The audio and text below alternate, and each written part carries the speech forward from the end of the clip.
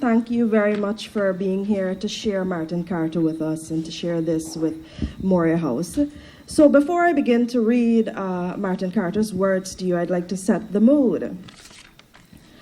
You have felt tonight, there is no doubt about that. You have felt things that Martin Carter's words have made you feel. And you're probably wondering now, what is that feeling? Well, I'll tell you what that feeling is. I believe that feeling is what it feels like to be Guyanese. That is what it feels like to be Guyanese. Look at me, that a woman like me can own him, own Carter, that we can transform his works in the way that we've transformed them tonight, speaks to the fact that we are a nation. We are because he was, because we share history and culture and feelings. And we must remember what we share more than we remember what divides us.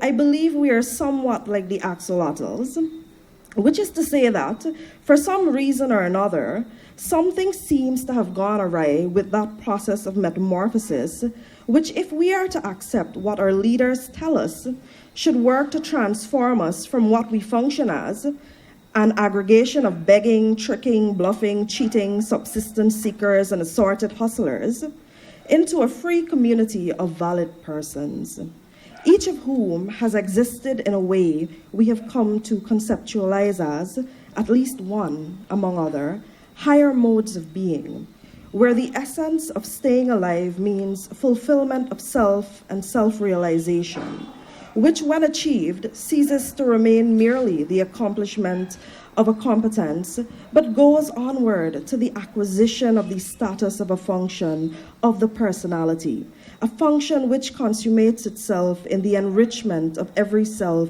that participates with it in the creation of a free community of valid persons.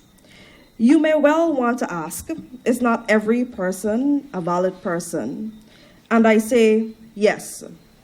I say yes only if that person's person outweighs his babble in the war against the reduction of himself.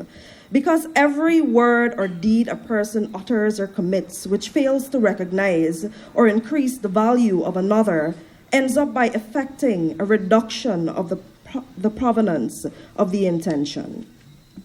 So that is why when we look at the contemporary condition, nationally and internationally, we want to mutter, all gone.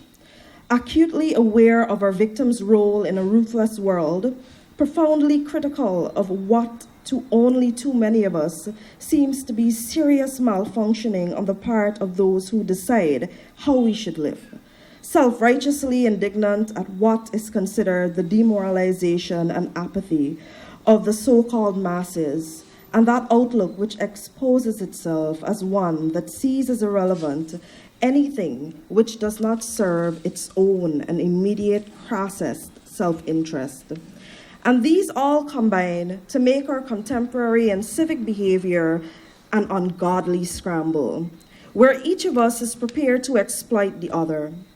It may be, I would like to suggest, the perception of this, accidentally or unconsciously, which causes ministers and official spokesmen, whenever they say anything, to find it necessary to resort to caustic admonition and also to seek, at almost every opportunity, to describe someone or another individual or a section of the community as anti-Guyanese, as though indeed there is some holy text somewhere which spells out what being pro-Guyanese is.